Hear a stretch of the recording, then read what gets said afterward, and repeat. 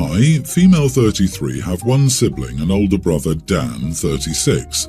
Dan and I never had the closest relationship even when we were kids. I can't exactly pinpoint why, but it was just the way it was. Our mom was a single mother.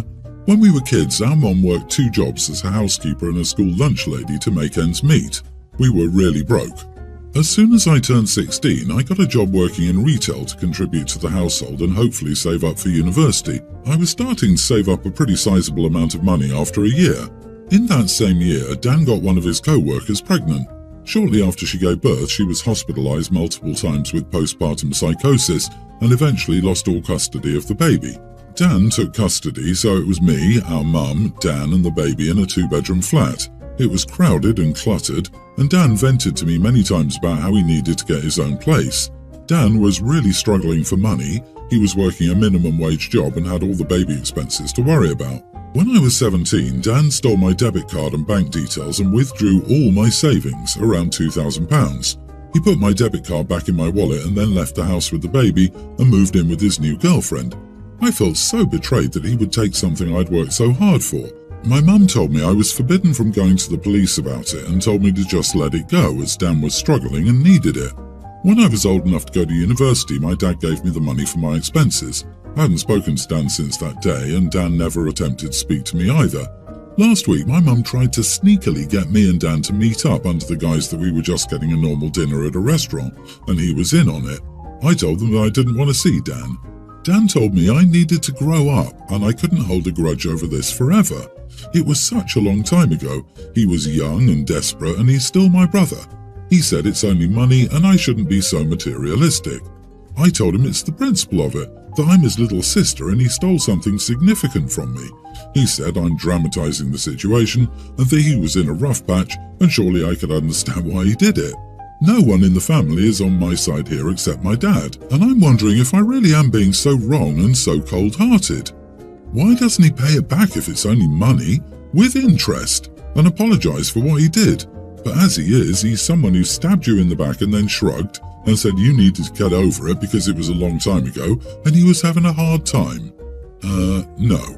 Those were my exact thoughts. If it's not a big deal, then surely it's not a big deal to reimburse OP the £2,000, with interest and adjusted for inflation, plus apology. All of the family that is getting on OP's case about it can put money into the pot to pay her back, or pay the brother's debt to her off fully. Otherwise, screw off, in the Scottish sense. Not the idiot. OP, you don't have to forgive him or welcome him back into your life. It's about more than the money. He broke your trust, placed your future at risk, took away the safety of your home and showed no remorse. You don't need people like this in your life, especially ones who say it's only money. Money may be at the heart of the issue, but it's so much more than that. Look, it's not just money. He broke your trust. He was an adult with a job, living at his mom's, in a home where everyone worked. Thus, I'm guessing the family wouldn't have let the baby go without.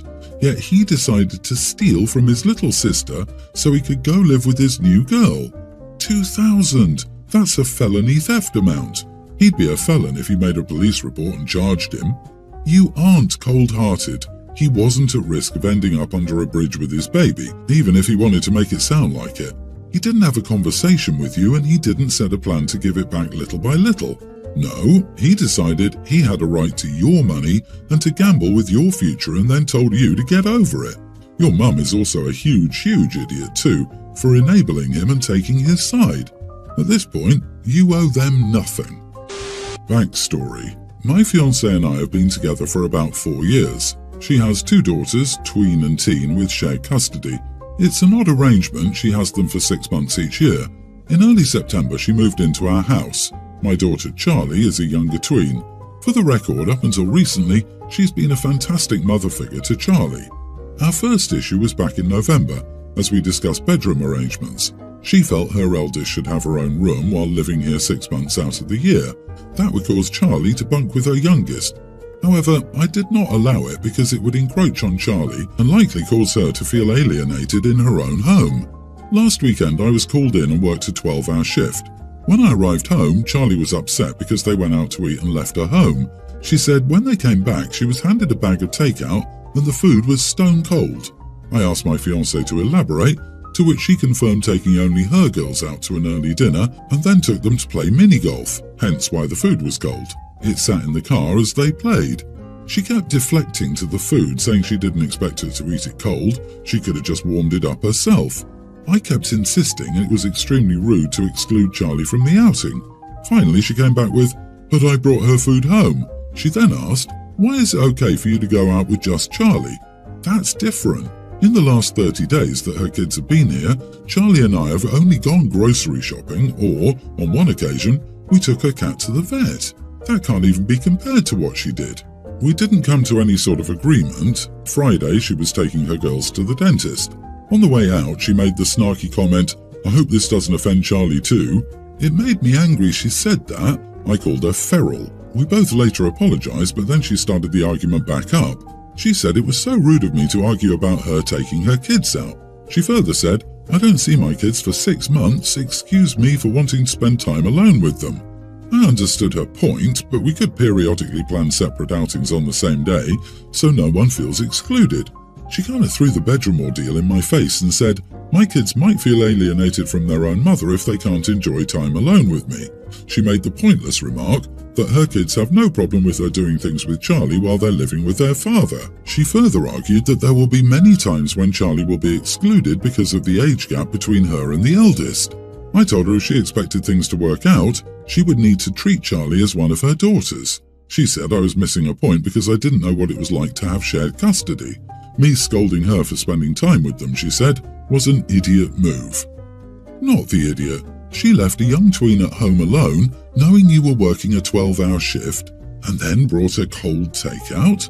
That's just plain mean. Are you sure you want this woman in your daughter's life? Dude, she's showing you how she treats your kid when you aren't around. She won't stop either. Your kid is less than in her eyes. Honestly, she's more than an idiot. She's irresponsible, neglectful, and downright cruel, and apparently she doesn't see that. You can't trust this woman to be fair to your daughter. After trying to kick her out of her bedroom for 6 months of the year, I'm not impressed by her care for her stepdaughter. Pretending she can't see why that would be hurtful to Charlie is just false. Of course, she can have outings specifically for her and her girls, but this was not the way to do it, and I'm sure she knows that. Yeah, to me it seems she's resentful of not getting the exclusive room for her eldest. She might even resent that you have full custody of your child or feel guilty that she spends more time, technically, with your daughter than with her own. But none of this gives her any right to mistreat a girl this way. I'm sorry, but you should really think about marrying this woman. My 28 male wife, 26, and I have been married for close to 7 years. We currently have 5 kids, a young male child, a male preschooler, female toddler, and my wife gave birth to fraternal twins a year and a half ago. My wife intended to graduate high school the year we married, but life got in the way. My dad had given me an investor relations type of role at his company, so we were traveling a lot, and then after that our kids needed our attention. After our twins were born, my wife was bedridden for longer than even the doctors and we expected. Since we had to hire extra hands to do the childcare tasks that involved mobility, my wife had some time on her hands. Her mother told her that her friend who proctors at a testing centre said that they give GED tests every week, at least across the state of Idaho, and that she should dust off her general education knowledge. So she started browsing her laptop and enrolled in a GED prep class online. It seems she was better at self-paced learning than classroom learning because the stuff they were testing her on came way easier to her now than it did then, even though she's been away from structured classroom instruction for many years now. Even after she was back on her feet, she'd be studying for it after she dropped the older two off at their respective schools. I would see what she was studying and it looked pretty rudimentary, and I knew that getting a GED basically meant nothing and that she probably wouldn't be able to apply it to anything career-wise or commit full-time to community college, where I doubt the job prospects for students are that great right now either. So my wife ended up taking the test, and the other day she bounded into the room and said, "Yes, I passed. I knew she would since she was doing well on the practice tests and the GED consistently tests on the same rudimentary topics. So I didn't gripe at her but merely nodded at her and went back to answering an important email from a client. My wife seemed to get upset and I asked her what was wrong. She said I didn't seem that excited and I said that it was great that she passed, but I'd been telling her that it was easy and no big deal, but if she needed something to prove to herself she knew the high school concepts, I guess the money was well spent. Then she got even more upset and said she worked very hard and this was the essential building block of being able to start a career. You are the idiot. You're a major idiot. Your wife is trying to look after 5 children and found the time to get her GED. Why don't you let her go out of town for a week and see how hard it is to look after 5 small children? Would it have killed you to get up, hug her and tell her how proud you are of her? Take her out to dinner one night to celebrate? Wow, I hope this isn't indicative of the respect you give her the rest of the time. Right? A supportive partner celebrates all accomplishments, no matter how small they may seem to them. And honestly, I wouldn't even call this small. I also don't understand where you got this, she wasn't exactly graduating from college and wouldn't be for 15 years, or why you think community college is useless. Weird take to belittle your wife's work in trying to receive a higher education. I'm getting, I want to keep her home and controlled vibes. No, you don't understand. He was answering an important email from a client. I'm honestly so sad for this woman. Pregnant at 19, the husband gets a job from daddy and she dedicates herself to her kids. After a difficult birth, she takes time to work on something important. Instead, the husband goes out of his way to belittle her. Geez, he's afraid his bang-maid nanny will get a job and try to leave him eventually. Dude, she feels accomplished because she did something that she put on hold for your lives together. It doesn't matter whether you think it's easy or important, she is proud of it. Meanwhile, your daddy handed you a job and you reek of self-importance. Your life got in her way. She didn't need to go traveling with you. She could have stayed and finished her degree back when she was 19. I feel sorry for your wife and hope she wises up and leaves you. Alright, so my son, nearly adult, has weekly therapy appointments that I take him to. Unfortunately, my husband let our daughter borrow his car and then had an emergency at work, so he had to use my car, so my son and I had to take the bus. It wasn't ideal, but I'd rather take the bus than miss an appointment. While it isn't my place to share why he goes to therapy, I will say that he will often forget to eat. I usually make sure he's fed, but due to the mess in the morning, it slipped my mind. The bus wasn't too crowded, but all the seats were taken. My son wasn't doing too well, and I could tell he was feeling dizzy from hunger and the bus. So, the second someone got off their seat, I set him down. I then tried to find a chocolate bar I had in my bag. While this happened, I noticed an older woman and her adult daughter standing beside us. I didn't pay much attention until the daughter tapped me on the shoulder.